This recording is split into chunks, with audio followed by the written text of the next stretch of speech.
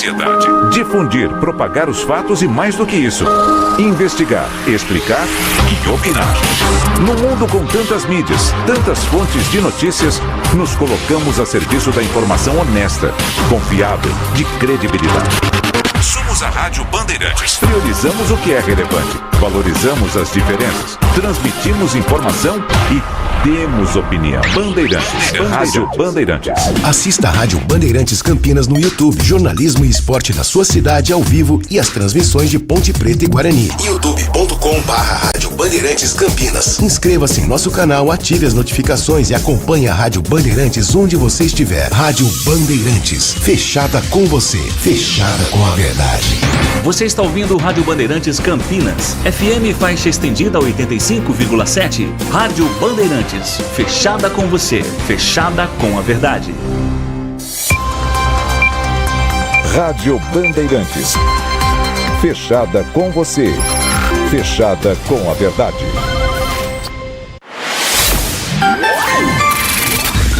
Manhã Bandeirantes. Oferecimento. Recap, Sindicato dos Postos de Combustíveis de Campinas e região. Acesse recap.org.br. São Luís Campinas, o maior e mais completo hospital da Rede DOR na região, agora com novos convênios. 10 horas da manhã, 1 minuto. Muito bom dia a você que está na Rádio Bandeirantes Campinas. Você que até agora ficou na companhia do Jornal Gente, timaço de jornalismo da Rádio Bandeirantes e também do Band News TV. De volta amanhã a partir das 8, depois do Primeira Hora. Nós estamos chegando com o que é notícia na região a partir de agora dentro do Manhã Bandeirantes. Eu sou o Heitor Fredo, vamos juntos até às 11h30 da manhã, agradecendo você que já está conosco, você que está chegando agora no nosso FM 85.7, pelos nossos aplicativos digitais, no aplicativo Band Play, em que você confere todas as rádios do Grupo Bandeirantes de Comunicação, também pelo portal bandmulti.com, com todas as notícias de última hora e também o som da nossa RB e ainda com imagens pelo nosso canal do YouTube, Rádio Bandeirantes Campinas, para você curtir, compartilhar, se inscrever e receber ao vivo a nossa programação com imagens aqui direto do nosso estúdio no Jardim São Gabriel, Complexo de Comunicação João Jorge Saad, na cidade de Campinas. Os trabalhos técnicos hoje na mesa de som e central técnica a cargo do Danilo Capucci.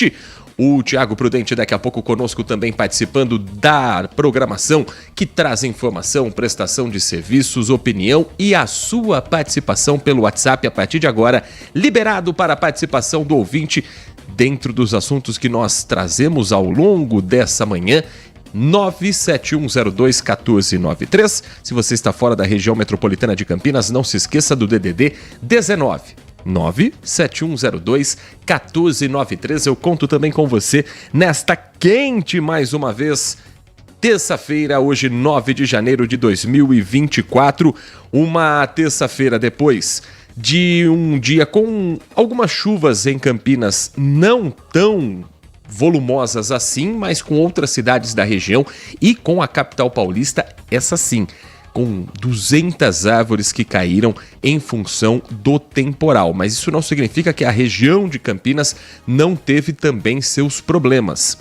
O caso mais grave aconteceu na cidade de Itupeva, com a morte de um morador da cidade que voltava para casa com a família, desceu do carro naquele momento para abrir o portão, o veículo estava com a esposa, com uma criança, e ele foi atingido e morto na frente da filha, na frente da mulher, no bairro Monte Serrá, depois da queda de uma árvore. Caso muito grave, o homem de 59 anos não resistiu aos ferimentos, a esposa e a filha também foram atingidas, porque a árvore caiu parcialmente sobre ele e parte do galho sobre o veículo em que estavam as outras duas vítimas. Elas não tiveram ferimentos. A Guarda Municipal informou que até o momento não tem ainda uma descrição de outros pontos da cidade que tenham problemas sérios como esse. Guarda Civil Municipal que trabalha em conjunto com a Defesa Civil. mas o que já se sabe é que na hora da tempestade, ele desce do carro para abrir o portão e acaba sendo atingido por essa árvore, que também derrubou 2 postes. A CPFL foi acionada para realizar o desligamento da energia e o Corpo de Bombeiros executou o trabalho de retirada do corpo da vítima depois que a perícia foi feita no local. Há ainda outros pontos também da região que foram atingidos, como por exemplo a cidade de Jundiaí, com imagens impressionantes da região da Vila Arens, uma área residencial e comercial que ficou praticamente toda alagada.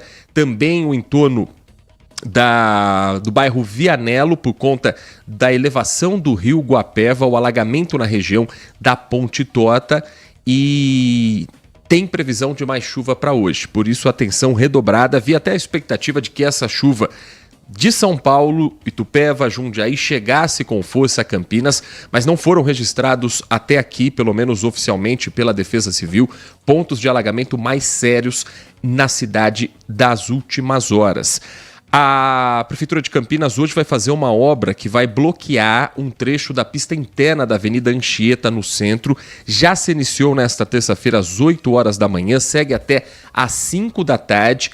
E essa ação é para o reparo do pavimento da via num trecho que ficou alagado na última semana por conta das fortes chuvas e do transbordamento do córrego Serafim, que passa por esse ponto. O trecho interditado vai ser entre a Major Solon, a Dona Libânia, há um trecho também um pouco mais à frente, justamente onde tem a passagem do córrego, para que também, quem sabe, isso ajude numa eventual chuva mais forte a escoar mais facilmente a água e evitar problemas para os passageiros de ônibus, para os motoristas que ali passam e principalmente para a população que mora naquela região. Para hoje, tem possibilidade de chuva sim, mas antes da chuva vem o calorão, vem a temperatura alta. Ontem Campinas, inclusive, às 1h20 da tarde, registrou uma temperatura que estava acima do que era previsto como máxima. 34,4 graus na estação do Instituto Agronômico de Campinas, no Taquaral, uma temperatura elevada mesmo para esse período do ano. Com isso, a orientação do risco de insolação faz com que a orientação chegue para a proteção no momento de sol mais intenso, evitar exercícios físicos, evitar exposição ao sol, manter sempre o corpo hidratado e tentar ao máximo ficar em locais arejados. As altas temperaturas, elas, além de fazerem mal para o corpo, elas podem estar associadas até mesmo a incêndios. Em Valinhos, por exemplo, a Defesa Civil acredita que o incêndio que foi o motivo de muita preocupação e trabalho do Corpo de Bombeiros na tarde e noite de domingo e com rescaldo ao longo da segunda-feira possa estar ligado ao efeito lupa. Ele aconteceu em uma empresa que trabalha com material reciclável.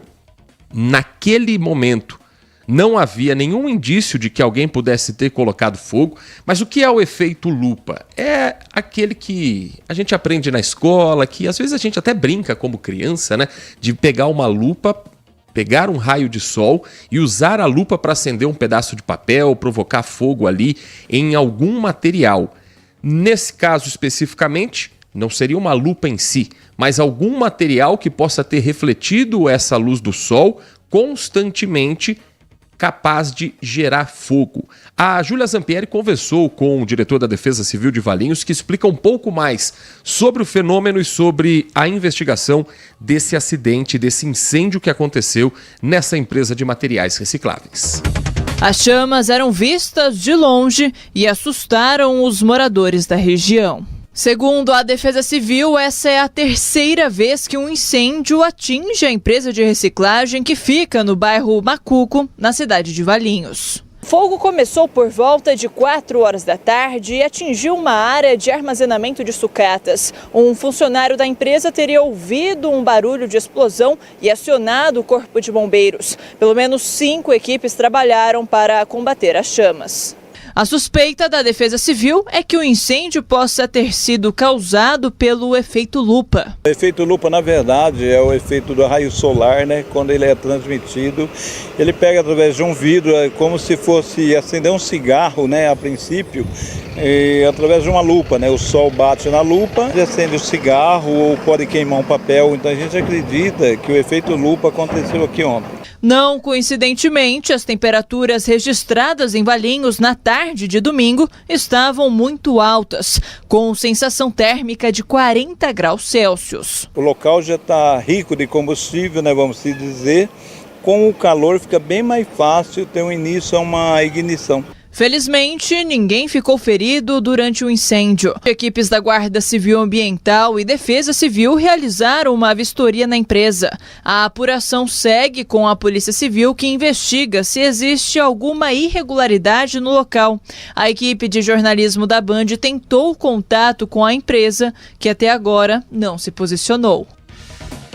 10 horas da manhã e 10 minutos, girando a informação da nossa região aqui no Manhã Bandeirantes. Eu trago agora uma notícia preocupante para as mães de bebês recém-nascidos, para quem tem filho ou alguém conhecido que está precisando de leite materno. Isso porque o estoque da maternidade em Campinas está baixo nesse início de 2024.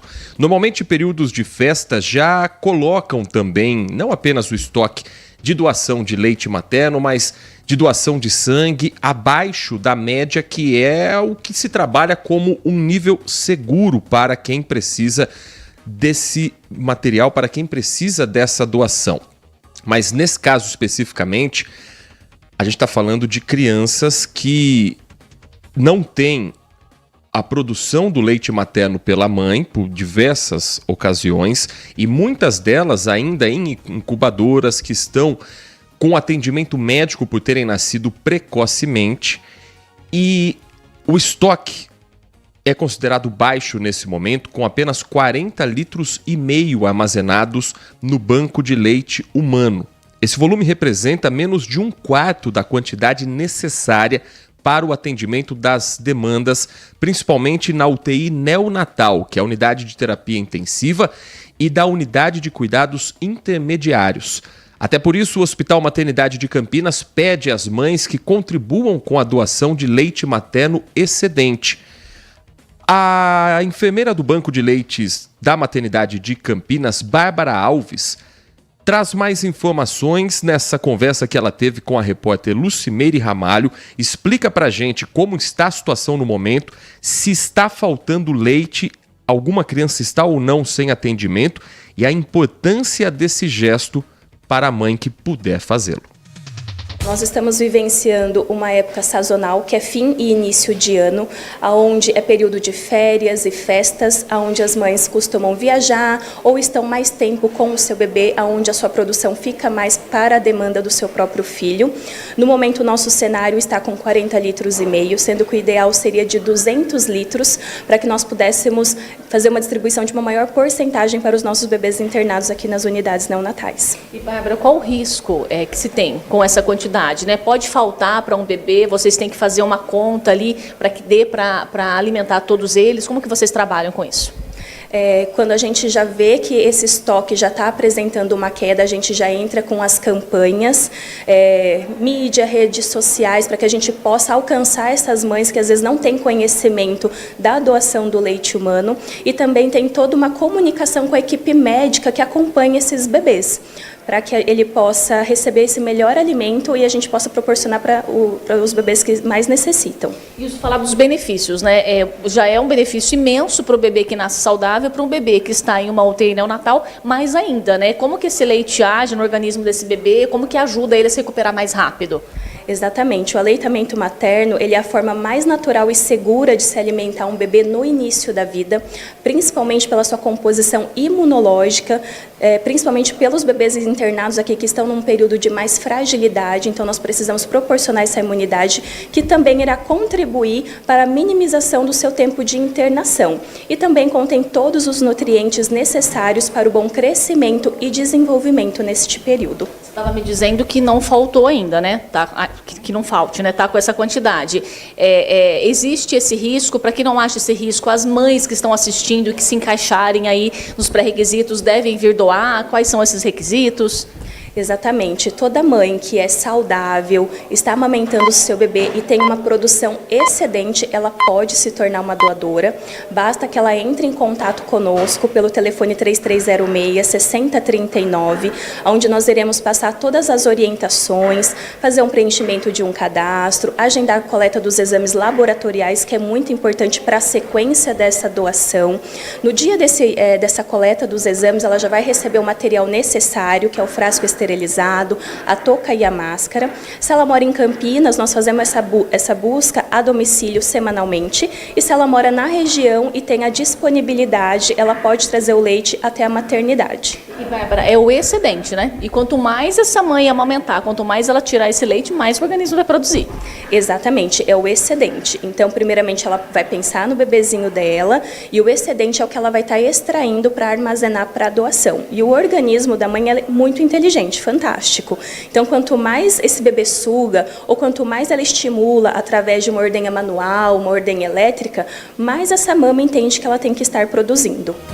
10h16, essa Bárbara Alves, enfermeira do Banco de Leite do Hospital Maternidade Campinas, falando sobre o baixo estoque nesse início de 2024. Citei agora há pouco também o baixo estoque de doação de sangue, e isso já fez com que o Hospital Mário Gatti adiasse cirurgias no fim da semana passada, entre quinta e sexta-feira, devido ao estoque baixo das doações. Em novembro, a Prefeitura alertou que isso poderia ocorrer durante o período de férias e há risco à vida das pessoas. São fases Natal, Ano Novo, período de férias de janeiro, em que, infelizmente, acontecem muitos acidentes. E com a baixa doação, muitas vezes o Hemocentro da Unicamp tem que acabar selecionando esse sangue que está ali para uma cirurgia eletiva, deixar disponível para urgências e emergências. O estoque do Hemocentro da Unicamp, responsável pelo fornecimento de sangue aos serviços que atendem o SUS, estão críticos. As doações tiveram uma queda de 40% nesse período de festas e, segundo o diretor técnico do Hospital Mário Gatti, em entrevista ao portal bandmulti.com, as cirurgias eletivas de grande porte exigem que seja feita uma reserva de sangue. O paciente tem que ter garantido de 2 a 3 bolsas de sangue para que possa ser realizado o procedimento cirúrgico. E aí, depois, com a cirurgia adiada, fica aquela frustração de quem se preparou para o procedimento, de quem, às vezes, esperou meses para que fosse marcada essa data e depois ela é reagendada e aí tem que se preparar fisicamente, psicologicamente de novo para uma cirurgia eletiva. Na última semana, os tipos AB positivo e B positivo apresentaram um nível estável, mas os tipos A positivo, A negativo, AB negativo, O negativo e B negativo seguem em alerta suficiente para poucos dias, para pouco atendimento, e esses estoques são os que mais exigem a atenção. Se você também puder fazer esse gesto de doação de sangue, quem tiver entre 18 e 69 anos, pesar mais de 50 quilos, não pode fumar 2 horas antes ou depois da coleta de sangue, e você certamente vai fazer um gesto muito bacana. Pode se endereçar ao Hemocentro da Unicamp, que fica dentro da cidade universitária, ou ao Hospital Mário Gatti, de segunda a sábado, das 7h30 da manhã às 3 horas da tarde. Esse horário é válido para os 2 hemocentros. Tiago Prudente, 10h18, bom dia para você.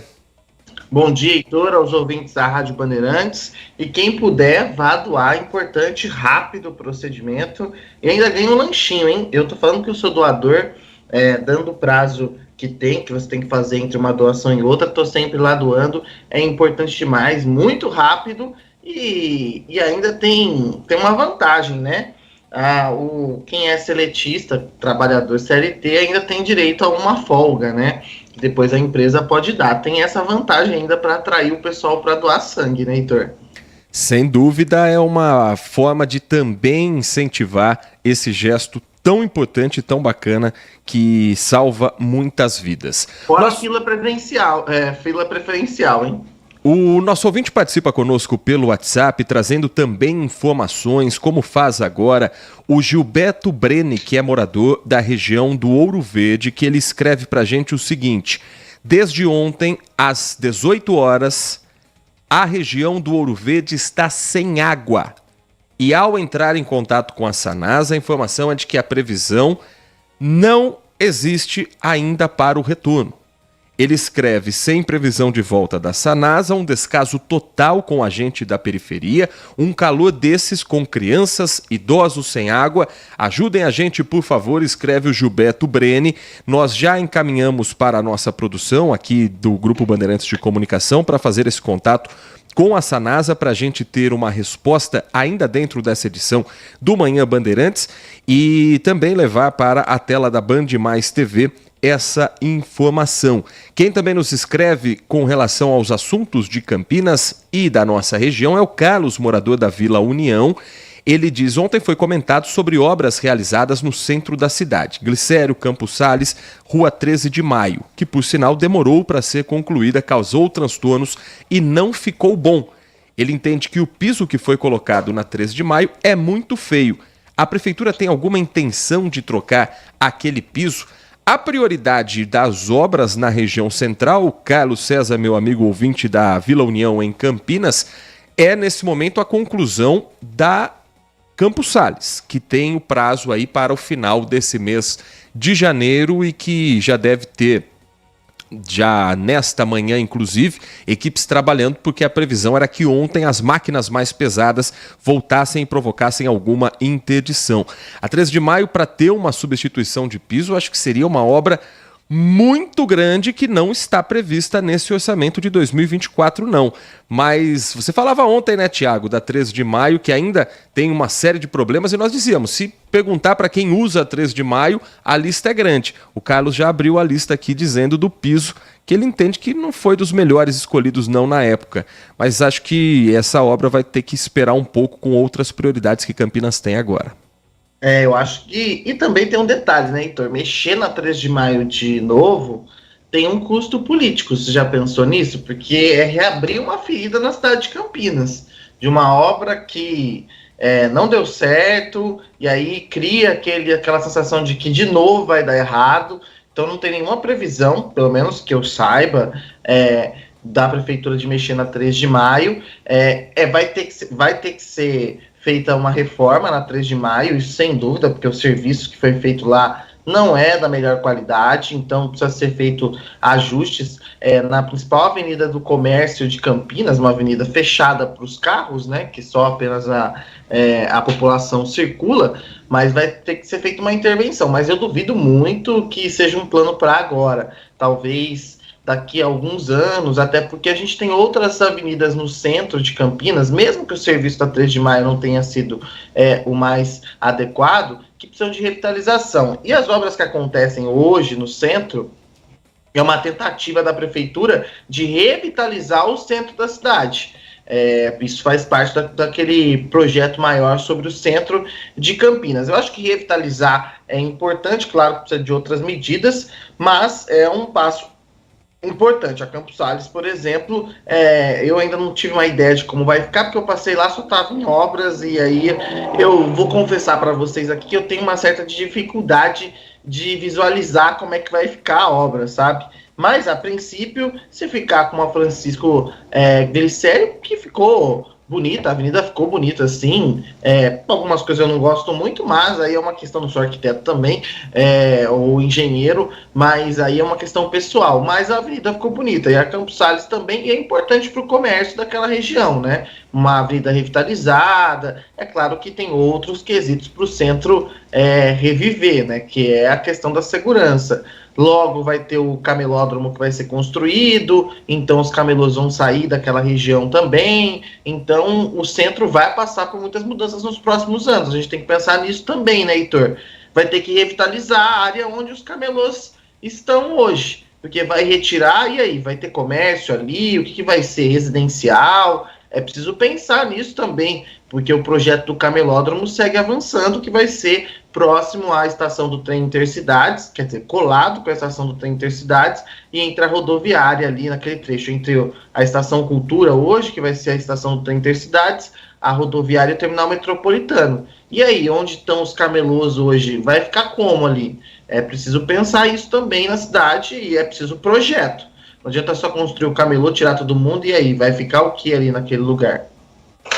Para a gente fechar esse assunto, o Edivalmir Massa escreve para a gente: Heitor e Tiago, bom dia. A pergunta que não quer calar é a seguinte: será que os nossos gestores públicos, se fossem os donos da 13 de Maio, Campos Sales e Glicério, eles pagariam pelos serviços que foram e estão sendo feitos? Vocês, meus nobres jornalistas, contratando uma empreiteira, se entregassem um trabalho como foram entregues a 13 de Maio, Glicério e agora a Campos Sales, vocês pagariam?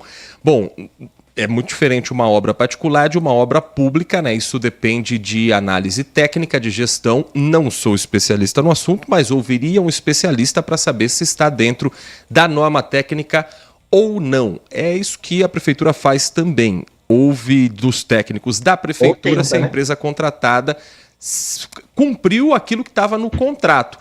A Francisco Glicério, eu acho que não tem grandes problemas na obra, não. A 13 de Maio tem algumas reclamações de fato. A Fátima, por exemplo, nos escreve dizendo que o piso da 13 de Maio tem vários pontos em que eles estão soltos. Na semana passada, ela mesma tropeçou em frente à loja C&A, por pouco não caiu. Então esse é um problema também que precisa ser visto pela manutenção da cidade.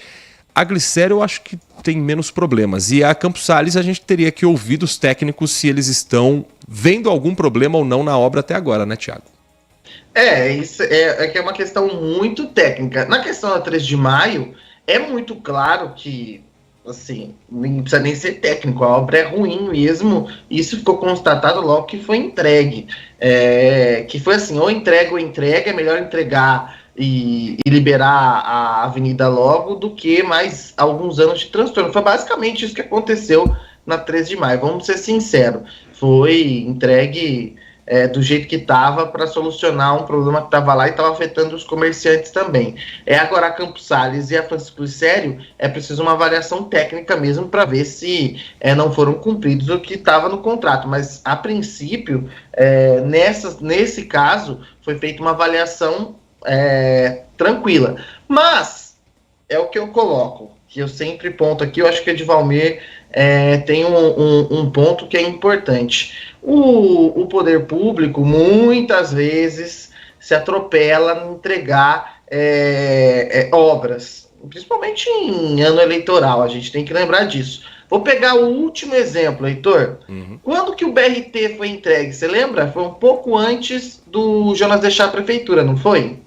Qual das etapas? Ele está sendo entregue, a conta gota. Foi entregue. Eu lembro que foi entregue, só que o BRT não estava pronto. O BRT estava pronto para ser entregue quando foi entregue? Não está nem hoje pronto. Foi prometido um pacote só, não foi? Sim. O BRT está até agora fazendo, porque teve problema na obra. Então, assim, o poder público, naquela ânsia de conseguir votos e falar que entreguei obras que marcaram a cidade, faz as coisas atropeladas. Não vou colocar a Campos Sales nesse pacote, porque a prefeitura anunciou que a reforma seria em 1 ano. E é isso mesmo, né? Eles anunciaram que a reforma seria em 1 ano e eles estão dentro do prazo. Mas, geralmente é assim, o BRT foi entregue. Olha que lindo, entreguei o BRT. Mas e aí? Funciona, não funciona? Parte está funcionando, outra parte não está funcionando, outra parte está construindo. É a maior obra de mobilidade urbana do país, sem dúvida. E vai entrar para uma das mais demoradas, porque, pelo amor de Deus. Então, o Edivalmir tem razão nesse ponto aí, e eu acho que muitas vezes essa ânsia eleitoral, por isso que eu sou a favor da mudança do tempo do cargo do prefeito. 5, 6 anos sem reeleição, faz seu trabalho e cai fora, porque aí o político não fica pensando em fazer obra para reeleição, né, Heitor? Essa entrega citada pelo Tiago Prudente foi exatamente no dia 23 de dezembro de 2020, com Papai Noel já batendo a porta, com o mandato de Jonas Donizete também indo junto com o trenó para longe, porque já tinha terminado praticamente, e naquele momento havia ali o status indicando que 94% das obras estavam concluídas. Faltava só ter ônibus. Só faltava isso. Não tinha prazo ainda para o término da licitação do transporte público, havia suspensão do Tribunal de Contas e Justiça, não tinha ainda ônibus exclusivo para o BRT, então foi essa entrega de, olha, tá aí, vai funcionar, vai demorar um pouco, mas tá aí. Isso em 2020 e ainda muitos corredores ainda estão em obras, ainda há algumas etapas a serem concluídas da obra do BRT, né, Thiago? Já viu aquela brincadeira da batata quente, Heitor? Sabe assim? O Jonas falou assim, tá pronto, aí jogou a batata quente para a administração seguinte. Aí o prefeito agora tá com a batata quente tentando fazer o BRT funcionar e terminar as obras que eram para ter terminado na gestão anterior. E se o prefeito não conseguir, ele joga para a próxima administração. E assim a batata quente vai queimando até explodir na cara de alguém. É basicamente essa brincadeira, né? Com obras grandes no poder público. Né? Batata quente foi o que ontem sobrou na mão do governador de Minas Gerais, Romeu Zema, que disse, vou para o evento de 8 de janeiro. Depois disse, não vou mais para o evento de 8 de janeiro. E a repercussão dessa cerimônia que marcou 1 ano da tentativa de golpe com a invasão nos prédios dos 3 poderes em Brasília é o assunto do nosso próximo bloco dentro do Manhã Bandeirantes. O presidente Lula disse que faria um discurso sem improviso. Fez ou não fez? Caiu para um tom eleitoral ou ficou num tom apenas de presidente republicano? E as falas também de outras autoridades, além de ouvir especialistas sobre, afinal de contas, a nossa democracia, saiu mais forte ou mais ameaçada? A gente traz essa discussão e conta também com a sua participação logo depois do intervalo. Manhã Bandeirantes. O Hospital São Luís Campinas acaba de ser inaugurado. O maior e mais moderno hospital privado fora da capital paulista, com o padrão de qualidade da rede DOR. São mais de 48 mil metros quadrados na região central de Campinas. Centro cirúrgico de ponta com sala para robótica, ambulatório com mais de 50 especialidades, exames de imagem, pronto-socorro adulto e infantil e maternidade. Consulte seu convênio. Hospital São Luís Campinas. Também estávamos ansiosos por isso. Época de férias é tempo de descontração e alegria. E também é hora de atenção redobrada no trânsito. Então, se for pegar no volante, pega essa dica. Nada de celular. Na estrada tem que ficar ligado, respeitar os limites de velocidade e não fazer ultrapassagens proibidas. E nunca mesmo dirigir depois de beber, hein? Paz no trânsito começa por você. Ministério dos Transportes, Brasil, União e Reconstrução, Governo Federal. Consumidor. Muitas vezes, a qualidade do combustível que você coloca no tanque do seu veículo pode ser tão diferente quanto o preço que você paga por ele. Por isso, procure abastecer em postos de sua confiança e exija sempre o cupom fiscal. É seu direito e a sua garantia. Recap, Sindicato dos Postos de Combustíveis de Campinas e Região. Acesse recap.org.br. São Luís Campinas, o maior e mais completo hospital da rede DOR na região, agora com novos convênios. Manhã Bandeirantes. 10h32. Você que nos acompanha pelo nosso canal do YouTube deve ter reparado que durante o nosso intervalo você tem imagens ao vivo das câmeras do Sincamp para você também saber como está o trânsito em Campinas na manhã desta terça-feira. Avenida Alix da Cunha com trânsito tranquilo, também imagens de outros pontos e na nossa programação você vai ter sempre informação ao longo do dia, até mesmo nos intervalos comerciais, porque você também vai ter prestação de serviço sempre. Ainda não se inscreveu? Ainda não está conosco no nosso canal do YouTube? Rádio Bandeirantes Campinas. Ali você vai ter, por exemplo, a notificação das transmissões esportivas. Hoje tem a última rodada da primeira fase da Copa São Paulo, com o time de Carlos Batista acompanhando ao vivo os 2 jogos. O Guarani precisa ganhar do Operário de Ponta Grossa para poder se classificar. Se empatar, tá fora. E a Ponte Preta, com um empate contra o Atlético Gloriense, já consegue a vaga para a próxima fase, o mata-mata da Copa São Paulo. Aquele campeonato que passa jato. Dia 25 de janeiro já tem a grande final da Copa São Paulo. Onde vai ser, ainda não sabemos, mas certamente você vai acompanhar tudo na Rádio Bandeirantes. No Pacaembu não vai ser não, viu, Thiago? Não tem como.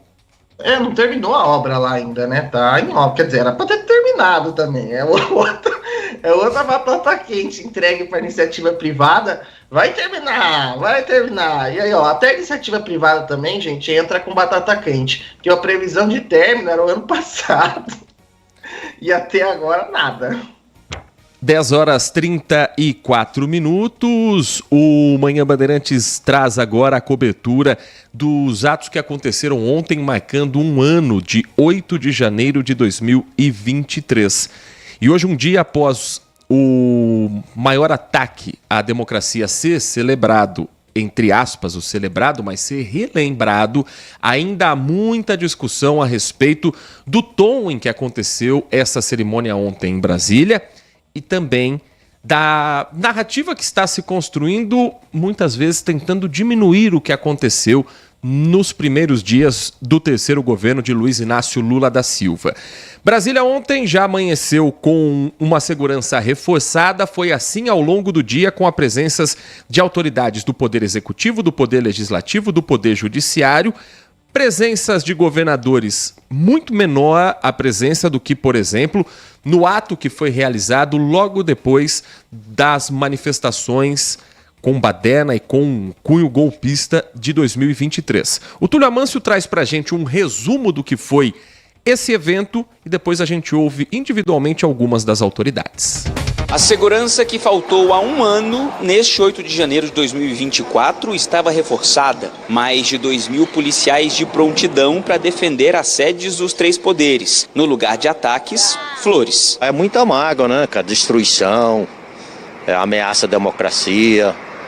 Isso é preocupante, né? Não é bom acontecer isso. Vamos torcer para não acontecer mais. Na rampa do Planalto, do Congresso e do STF, uma réplica da Constituição Federal de 2,5 metros de altura. Do lado de dentro do Congresso Nacional, no Salão Negro, os chefes dos três poderes representaram a união das instituições. No Museu do Senado, poucos convidados puderam ver as obras recuperadas. José Sarney foi o único ex-presidente a participar do ato. Um dos retratos danificados pelos vândalos foi o dele. No salão estavam ainda o ministro do Supremo Tribunal Federal, Alexandre de Moraes, o vice-presidente Geraldo Alckmin, além do ministro da Fazenda, Fernando Haddad, e Andrei Passos, diretor-geral da Polícia Federal. É de extrema relevância que a gente possa hoje estar aqui democraticamente celebrando e mostrando à sociedade que não há espaço para violentar a democracia no nosso país. A política é uma atividade essencialmente ética e a democracia é um dos basilares, né? Uma das bases essenciais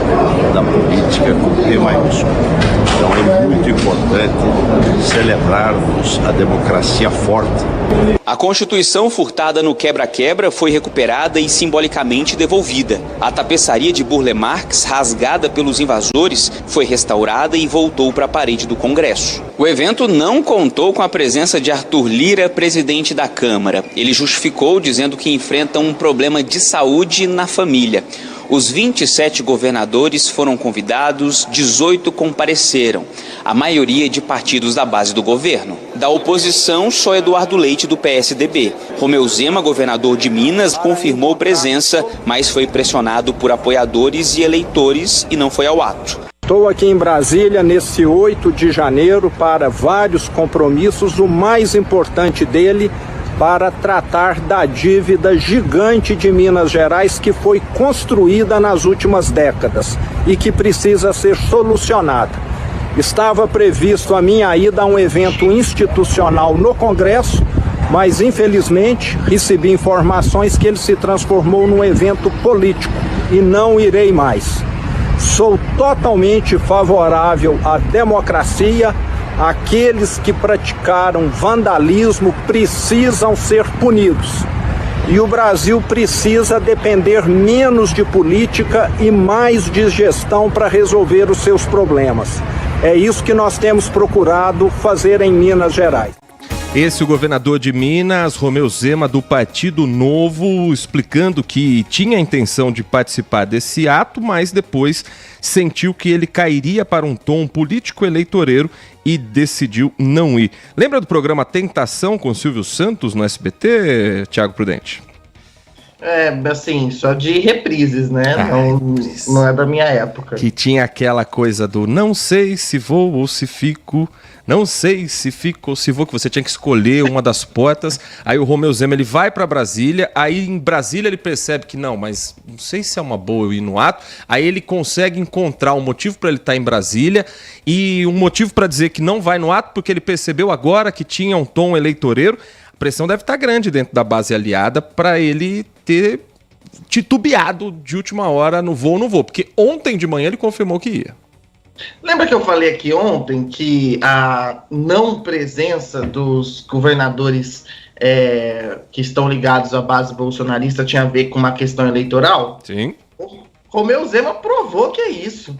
A hora que ele foi fazer o cálculo eleitoral, mesmo que a gente vai falar aqui do tom do evento, independente de ser institucional ou ter um tom político, ele sabia que a presença, mesmo que fosse um ato institucional, poderia ser utilizado contra ele por outras figuras que estão ali no campo bolsonarista e para tirar votos dele. Ele sabia disso.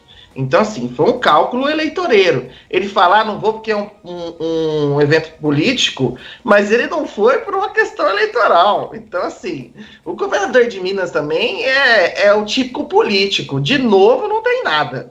É o típico político tradicional que, a hora que viu que a repercussão estava negativa para ele, principalmente naquele núcleo mais duro, que é o que garante a base de votos de um político, aí ele caiu fora. Então, e você viu que hoje a gente está naquela, falando de brincadeira, programa Tentação, hoje a gente está que tá, hein, Heitor? Mas que o governador aí falou que vai tratar de dívida no dia 8 de janeiro, em Brasília, que não tem ninguém em Brasília. Vamos concordar que não foi tratar de dívida coisa nenhuma. Em Brasília não tem ninguém. É um milagre esse evento aí. Tá cheio. Porque quem que você encontra em Brasília em janeiro? Só quem mora lá. Então. Só quem é morador fixo da cidade. A Brasília, onde funcionam os poderes, está vazia, tirando os funcionários que são do dia a dia, e a maioria está de férias nesse período. Então, o governador podia ter contado outra, né? Na cerimônia participaram, por exemplo, o presidente do Congresso Nacional, o senador Rodrigo Pacheco, do PSD de Minas Gerais, que afirmou que os três poderes estão vigilantes para que ataques como o de 8 de janeiro de 2023 não se repitam no país. Pacheco chamou os golpistas de inimigos da democracia e que, segundo ele, recorrem à desinformação, ao vandalismo, ao ódio para recrutar parcela da sociedade e usam falso discurso político para chegarem ao poder e se manterem de forma ilegítima.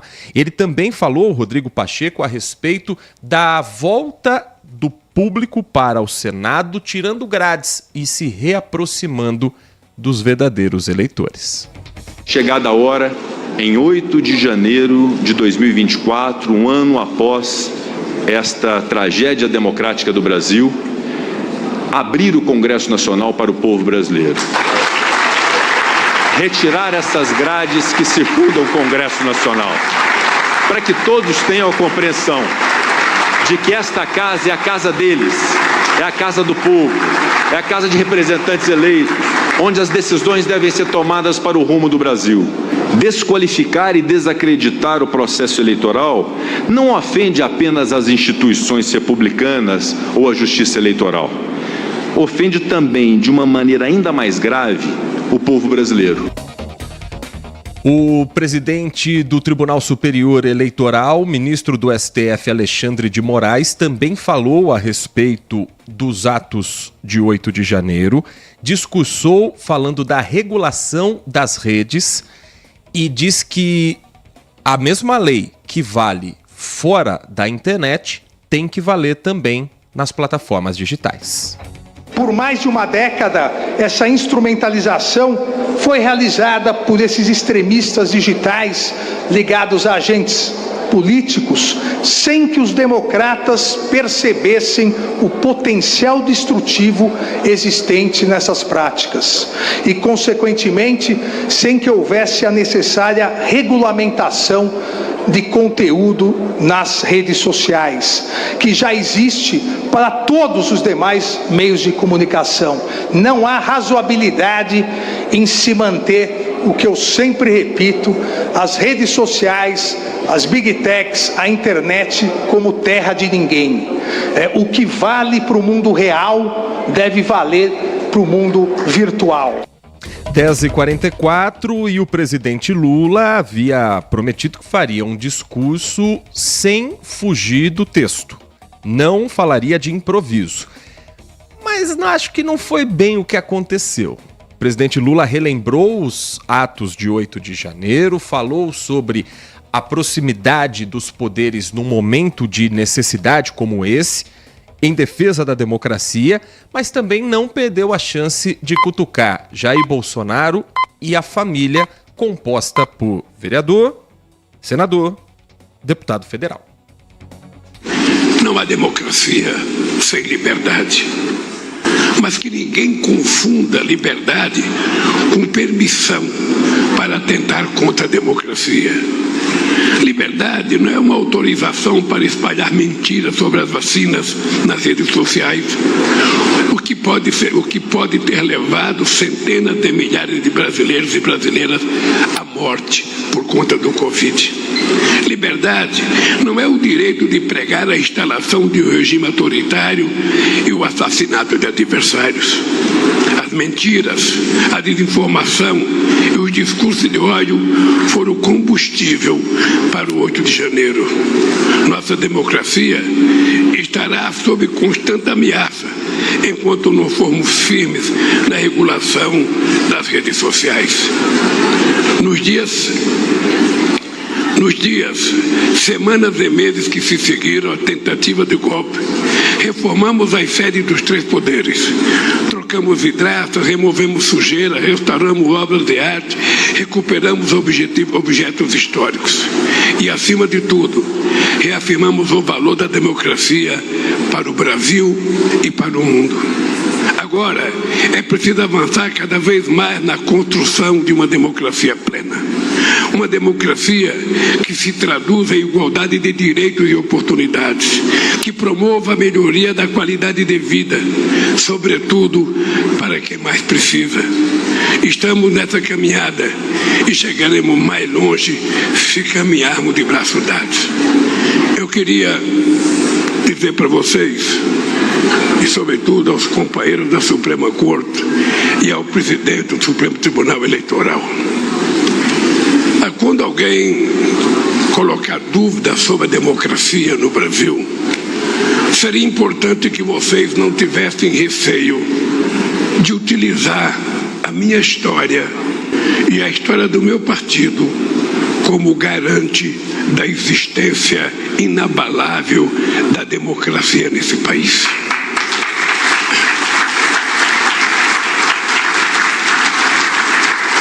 Desde 89, companheiro Haddad, eu disputo eleições nesse país. Aliás, aqui não tem ninguém que disputou tanta eleição como eu, e nem tão pouco que perdeu também tanta como eu, e nem tão pouco que ganhou tantas como eu. Essa é a grande arma de participar. Mas veja, eu fui para o segundo turno nas 3 primeiras eleições que eu participei. Depois eu ganhei as outras 4 eleições que eu participei. Tudo com voto eletrônico. Fomos em segundo em 2018, com voto eletrônico com Haddad. E voltamos a ser primeiro em 2022 com voto eletrônico. A pergunta que eu faço é o seguinte: se houvesse possibilidade de falsificar as urnas eleitorais, será que eu teria sido tantas vezes para o segundo turno e seria eleito tantas vezes presidente da República? Será que nós teríamos conseguido eleger a Dilma Rousseff naquela campanha de 2014, num clima de guerra que foi estabelecido nesse país? As pessoas que duvidam das eleições e da legalidade da urna brasileira. Por que perder as eleições? Por que não pede para o seu partido renunciar todos os deputados e senadores que foram eleitos, os 3 filhos dele que foram eleitos? Por que não renunciam em protesto à urna fraudulenta? Esse é um trecho do discurso do presidente Lula no ato de ontem em Brasília. Para quem está nos acompanhando com imagem, em vários momentos os convidados estão aplaudindo o presidente Lula, mas especificamente quando ele fala para ele, para os filhos dele, que obviamente está citando o ex-presidente Jair Bolsonaro, alguns não aplaudem, como por exemplo Alexandre de Moraes. Ele se mantém ali apenas acompanhando o discurso. Os ministros mais próximos ao presidente Lula, que compõem o governo, esses sim aplaudem. E na plateia também há uma reação um pouco menor. Havia muito do discurso de que o evento, Tiago Prudente, se tornaria um palanque político, algo que Lula disse que não aconteceria. O evento não era do presidente Lula, o evento era das instituições que defenderam a democracia em 8 de janeiro. O presidente Lula, obviamente, por ser a maior autoridade do poder executivo, atrai mais holofotes.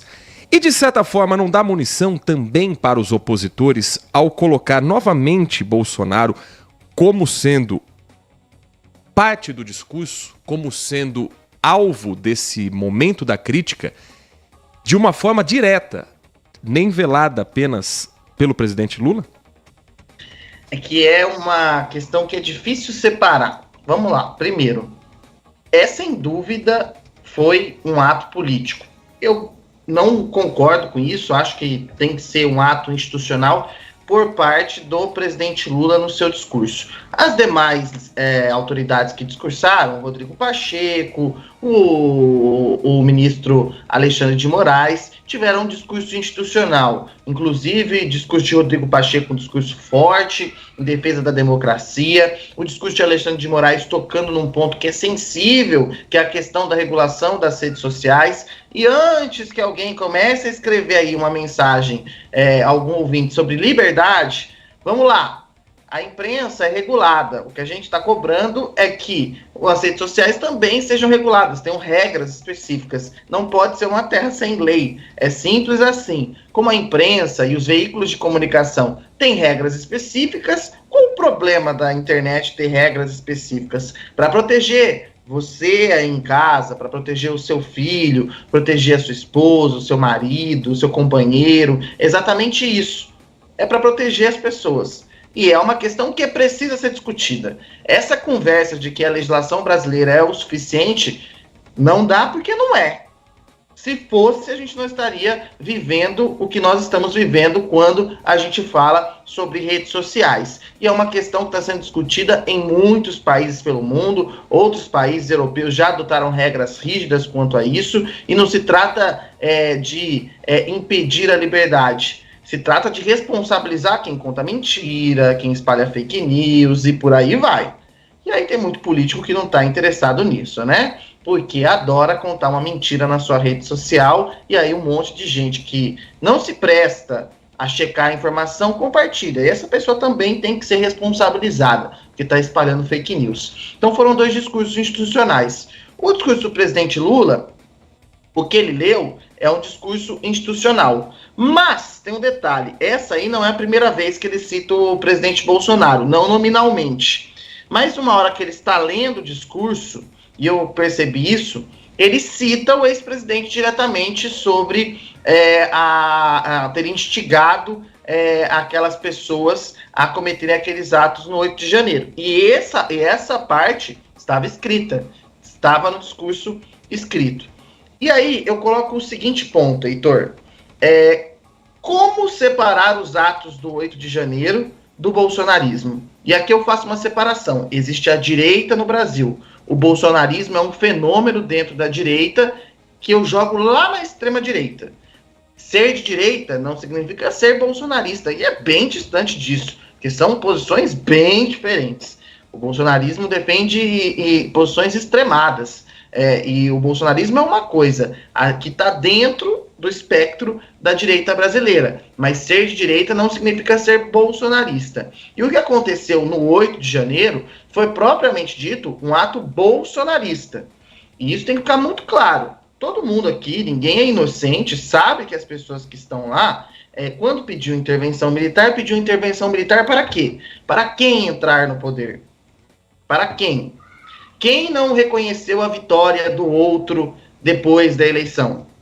Não é obrigado, a legislação não obriga isso, mas há um praxe de se ligar para quem vence a eleição.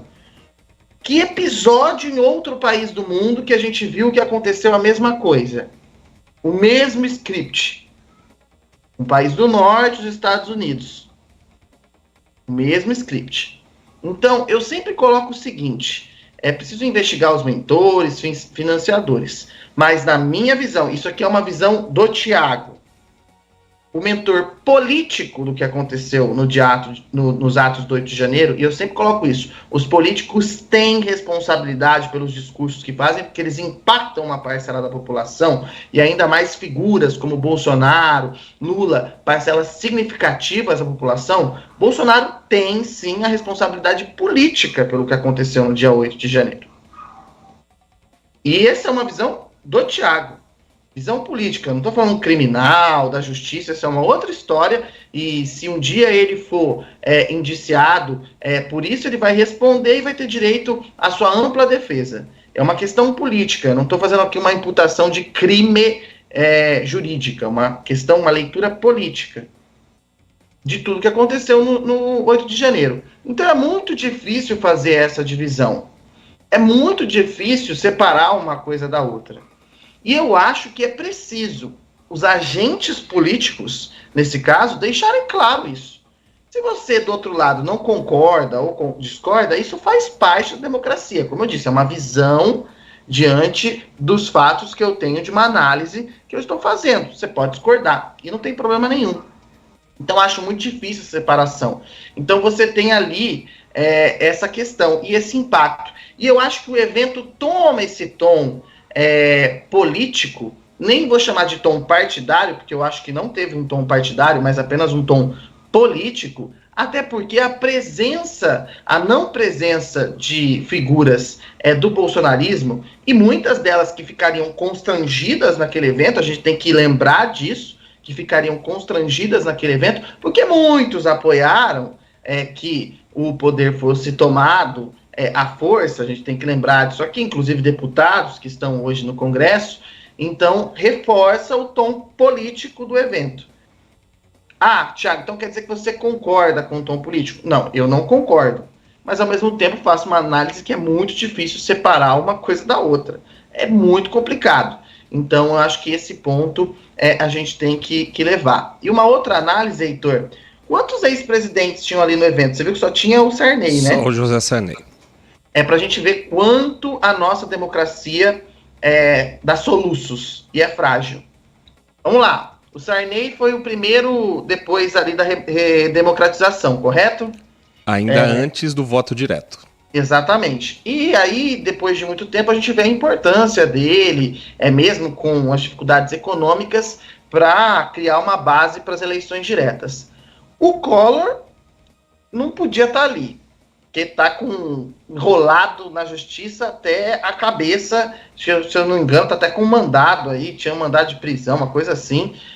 Então ficaria constrangido de estar ali, concorda comigo? E foi um grande apoiador do governo Bolsonaro. Depois vem Fernando Henrique Cardoso. Fernando Henrique Cardoso poderia estar ali, não estava por uma questão de saúde. Ponto. Próximo presidente, Lula, que é o atual presidente. Mas o Lula já foi preso, já foi solto, condenado, depois o STF cassou a sentença, foi inocentado, e a palavra é inocentado, não é descondenado, tá, gente? Porque como ele não tem pena, e juridicamente, antes que alguém fale aqui, aí depois tem Dilma Rousseff, certo? Dilma Rousseff foi empichada, também um soluço democrático. Quem que vem depois? Temer, é isso, Heitor? Michel Temer, vice de Dilma entre 16 e 18 presidente, e na sequência Jair Bolsonaro. Temer também ficaria constrangido. Como é que ele é chamado pelo PT? De? Vampirão. e o golpista, não é? Como é que ele ia estar lá no evento? E aí, por último, o presidente Jair Bolsonaro, que é colocado dentro desses atos do 8 de janeiro. Então, para a gente ver, a nossa democracia sobreviveu, mas que ela precisa de muitos aperfeiçoamentos. Isso fica muito claro nesse evento, quando a gente vê, olha a linha dos presidentes, imagina tudo isso que eu falei, a gente precisa rapidamente de aperfeiçoamentos da nossa democracia. A reeleição acho que é um mal que precisa ser exterminado da nossa democracia para todos os cargos, porque faz muito mal os cargos executivos, e criar limites também para deputados, senadores, porque, olha, é inacreditável quando a gente faz essa listinha aqui, não sobra um presidente nesse período democrático, né, Heitor? Tirando o FHC, que é o único aí que não teve problemas, pelo menos nesses 8 anos aí. O Lula também não teve nos seus primeiros 8 anos, mas depois, no mínimo, complicado, né, Heitor? E a discussão sobre a democracia saiu mais forte ou mais frágil depois dos ataques em 8 de janeiro, ela divide opiniões. Para o advogado especialista em direito eleitoral, Dr. João Lopes de Camargo, as instituições demonstraram muita força e colocaram a democracia como sólida depois do que foi visto no começo do ano passado. Eu encaro essa data como um teste de resistência do nosso aparelho legislativo, do nosso sistema legal e da nossa democracia. Um teste em que as instituições prevaleceram.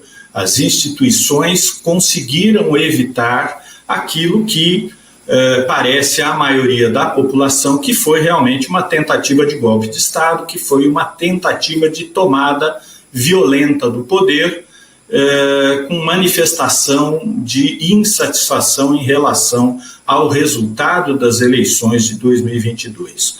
Isso passou, estão sendo julgados aqueles que até agora já foram responsabilizados. Há ainda um desafio importante de alcançar não apenas aqueles que executaram, digamos, de maneira braçal, essa invasão, mas também aqueles que organizaram, aqueles que financiaram, aqueles que inspiraram de maneira superior esses atos antidemocráticos. É preciso punir a todos, é preciso agir com toda a força, mas com a observância de todos os procedimentos legais. Acho que em um ano de balanço nós temos a sensação de termos a nossa democracia preservada neste período. E nós tivemos uma demonstração de firmeza dos poderes constituídos. Do judiciário, sim, que tem agido para punir os responsáveis por esses atos, mas também, num primeiro momento, do Poder Executivo, que decretou uma intervenção no Distrito Federal, assumiu a segurança pública do Distrito Federal, promoveu naquele primeiro momento, inclusive ainda no dia 8 de janeiro, a evacuação da Praça dos Três Poderes e também do Poder Legislativo, que foi invadido, foi desprezado, mas reagiu dentro do Congresso, houve uma reação contra esses atos, contra essa tentativa de desestabilizar a República. Acho que os três poderes saíram mais fortes. Num primeiro momento foram diretamente atacados, mas eu acho que com o passar do tempo e com a continuidade do regime democrático, nós temos um fortalecimento em geral da nossa República. Essa é a opinião do advogado João Lopes de Camargo, especialista em direito eleitoral. Já a cientista política Deise Ciocari, ela tem um ponto de vista diferente a respeito de toda essa força da democracia e dessa garantia das instituições estarem consolidadas depois dos atos golpistas do ano passado. Existe essa tentativa de fortalecer a democracia brasileira, né? Eu discordo de alguns analistas, até aproveitando para a gente falar aqui, eu discordo de alguns analistas quando eles falam que depois desse episódio, e um ano depois do 8 de janeiro, a democracia saiu mais fortalecida. Eu acho que ela está mais forte do que a gente imaginava, mas ela ainda é muito mais frágil do que a gente esperava. Então, se fosse definir isso, eu falei para os colegas da Band hoje também, eu acho que se fosse definir a nossa democracia hoje, ela respira. E talvez até pelo fato das autoridades de terem consciência disso, a palavra democracia foi tão usada, né? Porque é muito difícil tu chegar depois de um ataque à Praça dos Três Poderes, como foi o 8 de janeiro do ano passado, tu chegar e falar que a democracia ela está respirando, né? Isso não soaria bem. Então eu acredito que por isso que eles usaram tanto esse termo. Mas se a gente fosse falar em alto e bom tom como as coisas estão hoje, a democracia respira. Porque depois de um ano do 8 de janeiro, a gente continua vendo o Brasil completamente separado, polarizado. Os últimos estudos e os últimos entendimentos da ciência política, eles compreendem que a polarização no Brasil, em vez de diminuir, ela foi solidificada. A gente tem usado uma expressão que é calcificada. Então a democracia ela respira e se não se tomar cuidado, se não se ressaltar a importância dela e não estar sempre vigilante, ela enfraquece, né? Nossa democracia é muito jovem, não tem essa força toda que alguns pensam que ela tem, por isso que é preciso estar sempre vigilante. A gente teve duas rupturas democráticas que foram muito fortes, né? E aí depois disso a gente ainda tem uma suspeição na população de que se a Constituição não fala, não propaga aquilo que eu penso e que eu idealizo como sendo correto, então eu não posso mais segui-la.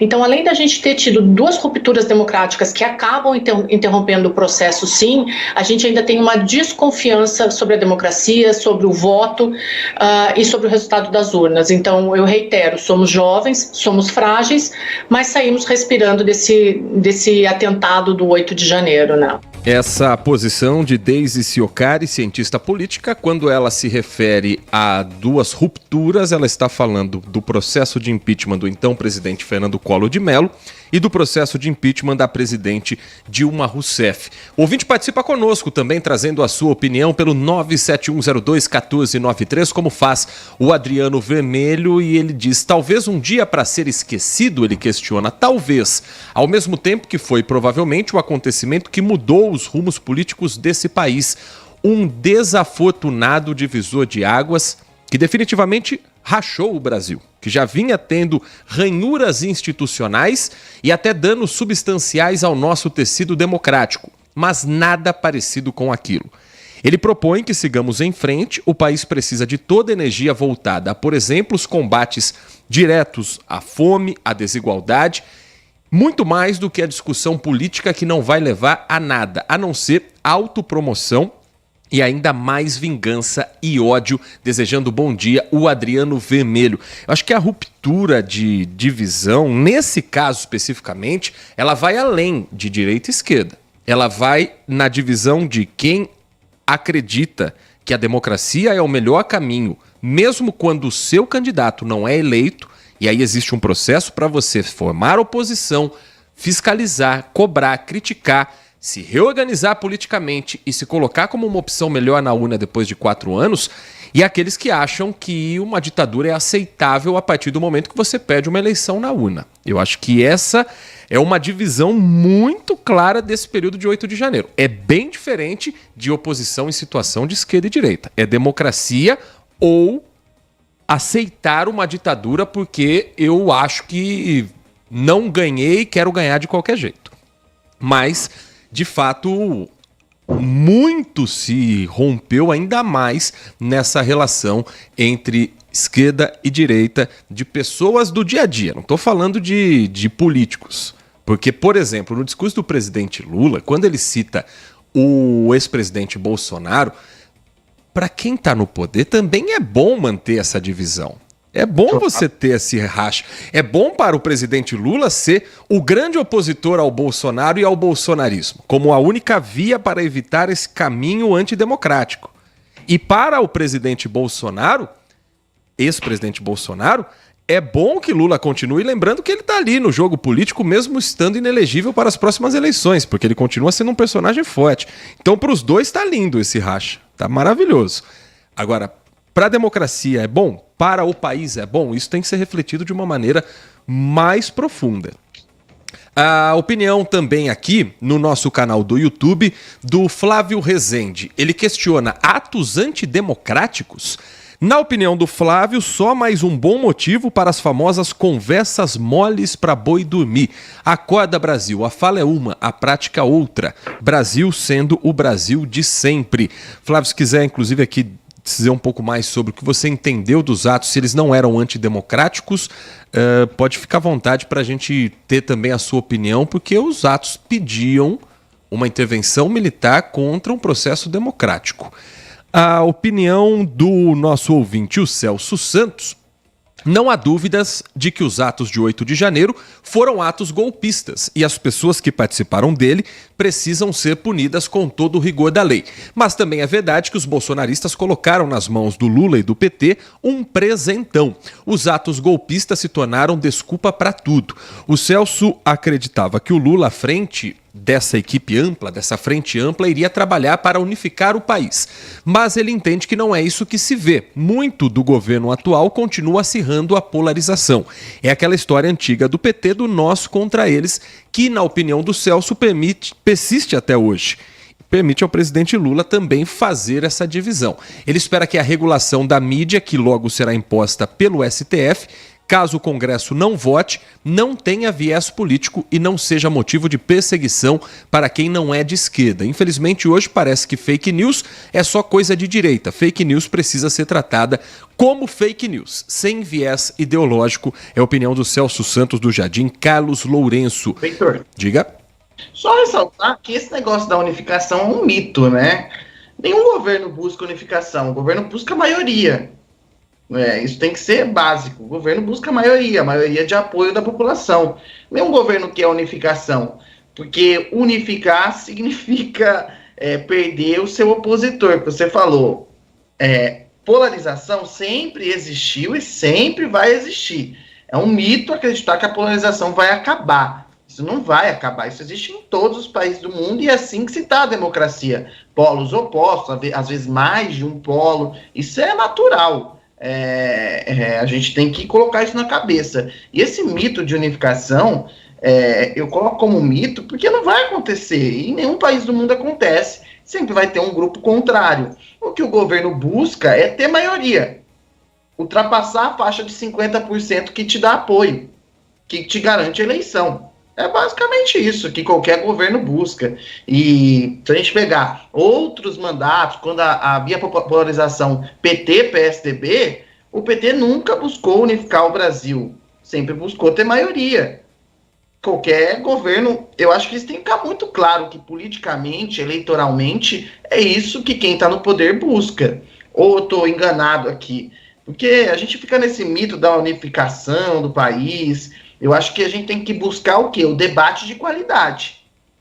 Quando tem uma parte que acha que pode ganhar na força, seja ele direito ou esquerda, isso não é debate democrático. O que a gente tem que melhorar é o debate, sem fake news, debate de ideias. Isso sim, eu acho que é o caminho. Mas unificação eu acho muito difícil. Eu acho que qualquer governo que tivesse aí, seja ele de direita ou de esquerda, vai buscar sempre ter a maioria do apoio. Posso estar enganado, não sei se você concorda. São várias as mensagens, concordo sim, são várias as mensagens. O Wagner Marcondes diz: essa história dos atos de 8 de janeiro serão, na opinião dele, mais uma corrente que o brasileiro vai atrelar ao próprio pescoço. Daqui a 100, 200 anos ainda estará falando disso. E olhem que correntes no pescoço desse povo não faltam. É o tal do golpe de 64, caso Marielle, Lula, Bolsonaro, Lava Jato, meu Deus, a lista é infindável. Esse é o povo brasileiro, aquele que vive arrastando as correntes da história. Na opinião do Wagner, preferem assim a sepultá-las em definitivo e cuidar para que tais coisas não mais aconteçam. Um dia vou entender, o povo brasileiro sofre com correntes presas a si próprio, mas não admite que ninguém as tire. Isso o remete àquela história de cachorro que está sentado em cima de um prego, fica latindo para que alguém o tire, está latindo como louco, mas por que ele não se levanta é a grande pergunta. A resposta é simples, porque ele gosta do que vive. O caso Marielle eu acho que é uma situação diferente, é um crime que ainda não está 100% solucionado. O golpe de 64, ele veio trazido à tona muito durante o período Bolsonaro como um revisionismo histórico. E foi também o motivo de inflamar quem estava no 8 de janeiro. Como que a história pudesse se repetir. Lula-Bolsonaro aí acho que realmente é um assunto que faz parte um pouco dessa corrente, viu, Wagner? Desses assuntos políticos. Até o comunismo voltou, o fantasma do comunismo. Até revolta da vacina, a gente deu alguns passos atrás em muitos fatos históricos aqui nos últimos anos. O Marco Silva Bedin, ele que é de esquerda, diz que não aceitaria um ato como 8 de janeiro, antidemocrático, se fosse feito pela esquerda, pelo PT. Ele realmente diz, eu amo o Brasil, nunca danificaria nosso parlamento, nosso patrimônio público, porque a gente no final quem vai ter que pagar. Mensagem de áudio chegando também para a gente fechar esse nosso bloco do Manhã Bandeirantes. Bom dia a todos, bom dia. DJ Ale, Heitor Fredo, Tiago. Eu gostaria de falar um pouquinho sobre anteontem, né? Ontem não deu tempo de falar. Aconteceu um fenômeno aqui em Campinas. Pareciam fogos de artifício, vários raios, né? Inclusive um caiu aqui perto de casa provocando um incêndio.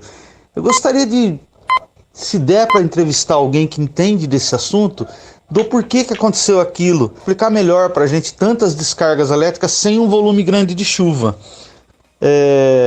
E outra coisa, falando um pouquinho sobre ontem, né? O Thiago Prudente, ontem, os atos de ontem, né?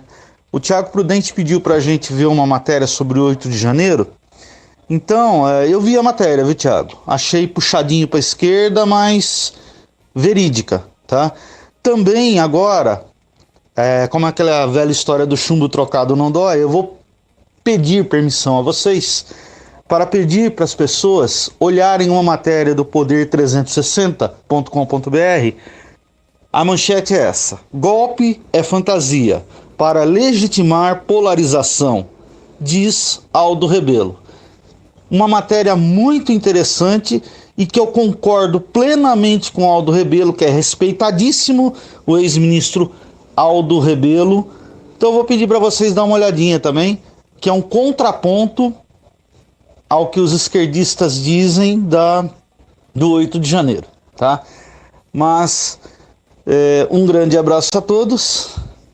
DJ Ale. Entrevista concedida ontem ao jornalista Guilherme Waltenberg no portal poder360.com.br. O ex-ministro Aldo Rebelo, que já esteve à frente de pastas como esporte, ciência e tecnologia e defesa, disse o seguinte: faz bem a polarização atribuir ao antigo governo a tentativa de dar um golpe.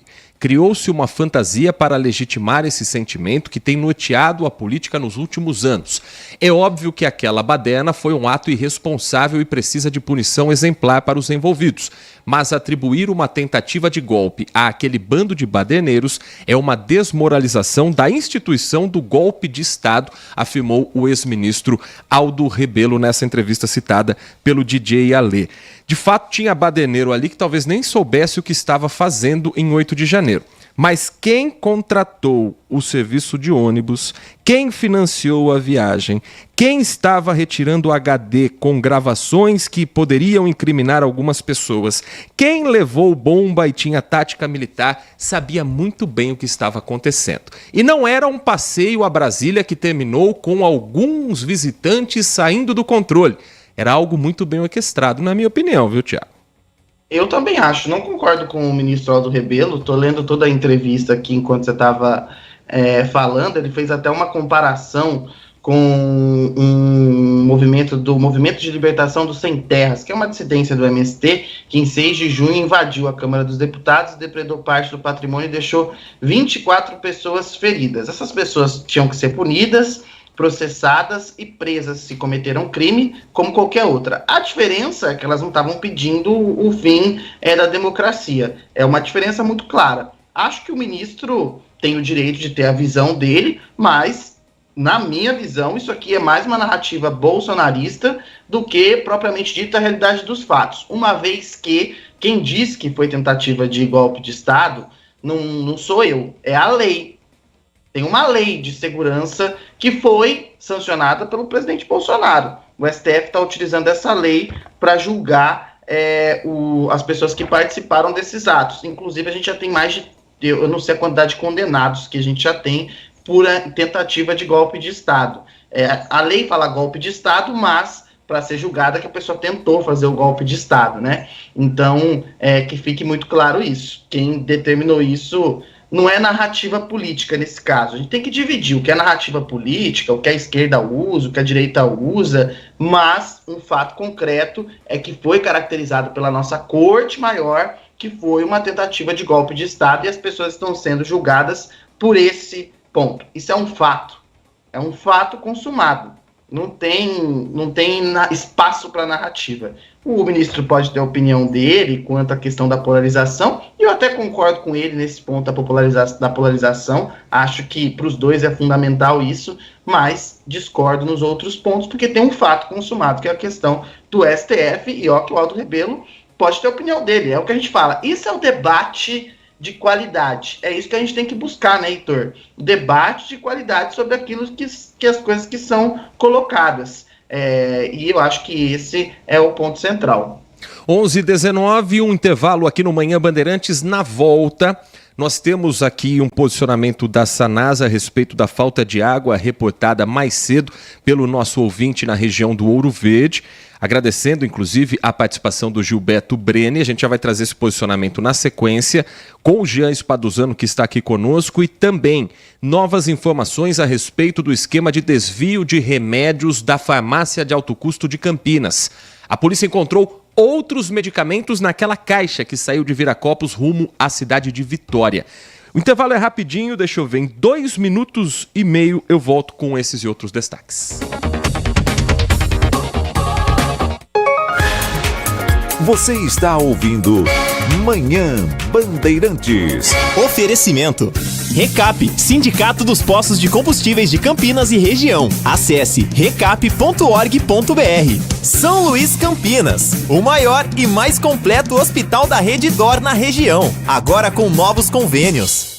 O Hospital São Luís Campinas acaba de ser inaugurado. O maior e mais moderno hospital privado fora da capital paulista, com o padrão de qualidade da Rede DOR. São mais de 48 mil metros quadrados na região central de Campinas. Centro cirúrgico de ponta com sala para robótica, ambulatório com mais de 50 especialidades, exames de imagem, pronto-socorro adulto e infantil e maternidade. Consulte seu convênio. Hospital São Luís Campinas. Também estávamos ansiosos por isso.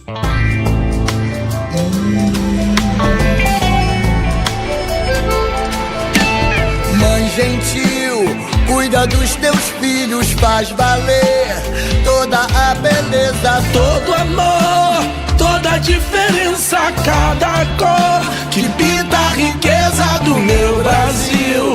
Leva pros teus filhos o calor de um abraço amigo, quero ver toda a esperança, unindo o sonho de cada criança. O meu bem querer é te ver feliz. Um novo sorriso nasce em cada canto desse meu país. Quero ver um novo dia, um Brasil e um sol novo. Quero ver um novo dia, dá pra ver o clima novo. Brasil, União e Reconstrução, Governo Federal. Olá galera, eu sou o João Silva e tenho um encontro marcado com você no meu programa, todo sábado à noite, na Band TV. É isso aí, no programa do João é assim, muita alegria e energia, com quadros especiais, atrações musicais e entrevistas com celebridades de todo o Brasil. Tá procurando diversão? Então vem com a gente no programa do João, todo sábado, 8h30 da noite, na Band TV. São Luís Campinas, o maior e mais completo hospital da Rede DOR na região, agora com novos convênios. Manhã Bandeirantes.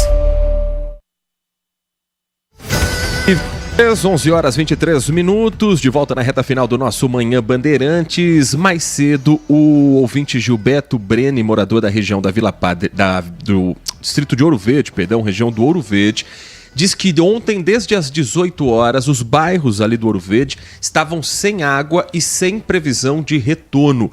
Jean Spaduzano, a nossa produção, entrou em contato com a Sanasa e já tem um posicionamento a respeito dessa situação. Muito bom dia para você, Jean. Bom dia, Heitor. Bom dia aos ouvintes da Rádio Bandeirantes, ao Tiago. Temos um retorno, sim. A Sanasa nos informou que houve a equipe, né, da Sanasa, uma equipe técnica, iniciou ontem mesmo, de forma emergencial, por volta das 8 horas da noite, um trabalho lá de reparo em função de um rompimento na rede, que foi causado por um trabalho de implantação de galeria de água pluvial. Isso é muito comum acontecer né, em relação a estouros de rede. E que agora esse serviço continua hoje ao longo do dia, tá? E a previsão é que esse trabalho seja concluído apenas às 4 horas da tarde. Tá?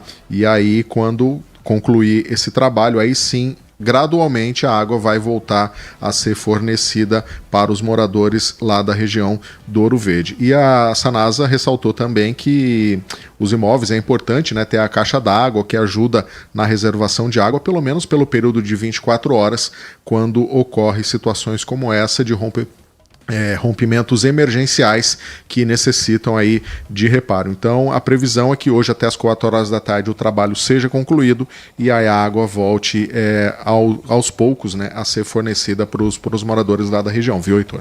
11 horas 24 minutos. Ontem nós trouxemos aqui uma entrevista com o Dr. Fernando Badi, delegado-diretor do DINT2, a respeito da investigação que terminou até aqui, com 3 pessoas presas, uma quarta identificada de desvio de medicamentos da farmácia de alto custo em Campinas. E tinha ainda uma parte da investigação que aconteceria ontem com a chegada de uma caixa onde estavam algumas dessas medicações saindo de Viracopos rumo à Vitória, capital do Espírito Santo. E havia a suspeita de que outros medicamentos também poderiam estar ali. Estavam? Estavam. Essa caixa de isopor foi interceptada ontem lá em Vitória, né, no Espírito Santo, e dentro a polícia encontrou inclusive um remédio contra a leucemia, custo aí aproximado de 40 a 60 mil reais por caixa. Então esse medicamento, né, havia sido enviado, acho que pelo mesmo modus operandi dos outros remédios que foram furtados, né, no final do ano passado e só descobertos, enfim, só denunciados à polícia na semana passada. Então ontem a polícia encontrou, né, esse remédio em uma caixa de isopor que tinha sido enviado, né, por familiares do servidor preso. É bom a gente ressaltar, né, Heitor, que na última sexta-feira foram presas 3 pessoas, como você disse, o servidor da farmácia popular, da farmácia de alto custo, a esposa dele e a enteada. Eles foram presos por suspeita de participação no furto, né? Inclusive, foram roubadas 79 caixas de um medicamento que é usado para tratar diversos tipos de câncer, né, como de pulmão, pele, laringe, faringe, estômago e bexiga. Então agora a investigação continuou depois dessas prisões, mais uma pessoa sendo procurada ainda e remédios sendo encontrados lá em Vitória. E agora todo esse material, esse remédio, vai passar por uma perícia técnica até para avaliar se realmente eles continuam em condições de serem utilizados, né, e caso tenham condições, porque envolve questão de armazenamento, temperatura e tudo mais. E aí, se eles estiverem ok, aí depois eles vão ser devolvidos à farmácia de alto custo aqui de Campinas, Heitor. Esses são alguns dos destaques que você confere na tela do Acontece, 1 da tarde, com a Júlia Zampieri, com o Jean Spaduzano na produção, com todo o timaço aqui de jornalismo da Band. E até amanhã com mais informação aqui no nosso Manhã Bandeirantes também, Jean. Até amanhã, Heitor. Tiago Prudente, um grande abraço para você, até amanhã. Até amanhã, Heitor, ao Jean, aos ouvintes da Rádio Bandeirantes. Amanhã é quarta-feira já? Já é quarta-feira. Quarta-feira. Então até amanhã, um abraço a todos. E muito obrigado a você que esteve conosco desde as 10 da manhã, você que chegou pelo caminho aqui dentro do nosso Manhã Bandeirantes. Amanhã estamos de volta, logo depois do Jornal Gente. Vem aí Carlos Henrique com o Nossa Área numa terça-feira quente de futebol, porque hoje tem Copa São Paulo de Futebol Júnior. Hoje os times de Campinas decidem se seguem na competição ou se param já na primeira fase. 1 da tarde tem bola rolando e o Carlos Henrique prepara você com muita informação a partir de agora. Uma ótima terça-feira a todos e continue na Rádio Bandeirantes. Manhã Bandeirantes. Bandeirantes. São Luís Campinas, o maior e mais completo hospital da rede DOR na região, agora com novos convênios. Consumidor, muitas vezes, a qualidade do combustível que você coloca no tanque do seu veículo pode ser tão diferente quanto o preço que você paga por ele. Por isso, procure abastecer em postos de sua confiança e exija sempre o cupom fiscal. É seu direito e a sua garantia. Recap, Sindicato dos Postos de Combustíveis de Campinas e Região. Acesse recap.org.br. Rádio Bandeirantes, FM 85,7. O melhor do futebol com a melhor equipe esportiva do interior. Líder de audiência. Rádio eleita para o hall de notáveis da ACESP. Narração com emoção. Comentários com credibilidade. Um show de reportagens. E toda a vibração da torcida. Apoio Rocha Autopeças. Vai viajar? Faça a revisão preventiva. Novos frangos crocantes da Seara. 100% frango, suculento, irresistível e muito crocante. Encontre Seara no Iga Atacado. Aroma das Ervas. Especiarias e temperos requintados. Acesse aromadeservas.com.br. Nova Light. Luminárias LED brasileiras nos padrões do esporte. Prontos para a partida? Vem ver o jogo. Viva a intensidade Nova Light.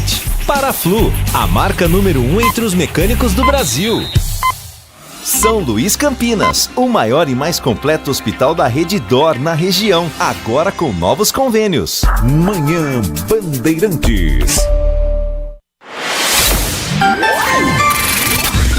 Manhã Bandeirantes.